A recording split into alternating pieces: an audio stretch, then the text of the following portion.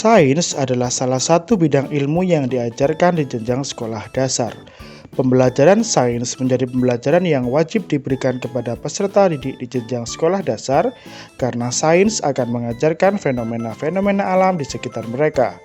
Sains juga akan mengajarkan peserta didik tentang bagaimana seharusnya mereka berinteraksi dengan alam. Di beberapa sekolah yang minim alat peraga, sains umumnya diajarkan hanya menggunakan buku teks pelajaran yang disampaikan melalui kegiatan ceramah secara klasikal. Hal ini tentu menjadikan pembelajaran sains menjadi kurang berkesan. Dalam teori konstruktivisme, dijelaskan bahwa pengetahuan adalah hasil konstruksi dari kegiatan atau tindakan seseorang. Pengetahuan bukanlah sesuatu yang ada di luar, tetapi ada dalam diri seseorang yang membentuknya berdasarkan hasil pengalaman yang didapatkannya. Sehingga, jika pembelajaran sains hanya disampaikan dengan penjelasan secara klasikal, peserta didik akan kesulitan mengkonstruksi pengetahuannya. Sohibun Nikmah tahun 2012 telah melakukan penelitian dengan judul penggunaan metode permainan dalam pembelajaran IPA untuk meningkatkan aktivitas dan hasil belajar peserta didik kelas 4 Sekolah Dasar Negeri 11 Sungai Melayu Raya. Dari penelitian tersebut didapat kesimpulan hasil belajar peserta didik kelas 4 pada materi Daru Hidup Hewan sesudah dilakukan pembelajaran IPA dengan menggunakan metode permainan semakin meningkat.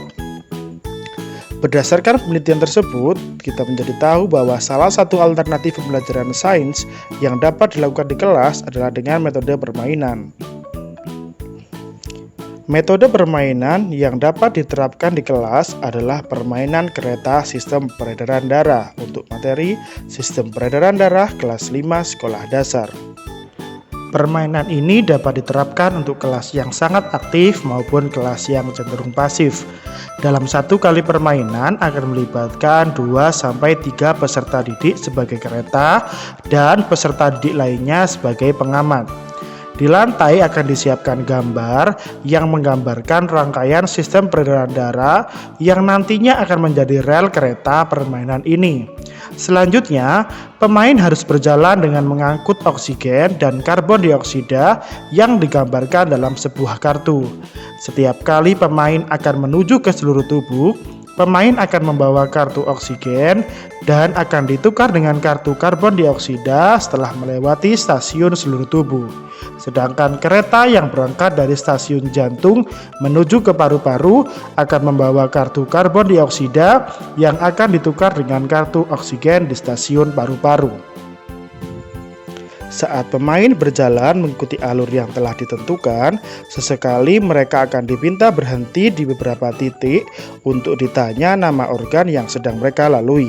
Bagian ini dapat diulang beberapa kali di titik yang berbeda untuk pemain yang sama. Setelah dirasa cukup, pemain akan diganti dengan peserta didik lain dengan aturan permainan yang sama. Permainan ini akan membuat peserta didik terlibat langsung dalam proses pemahaman materi sistem peredaran darah dan organ-organ dalam sistem peredaran darah. Dengan konsep pembelajaran yang menyenangkan, peserta didik akan lebih mudah memahami materi yang diajarkan. Akhirnya, peserta didik tidak hanya senang di dalam kelas, melainkan senang belajar di dalam kelas.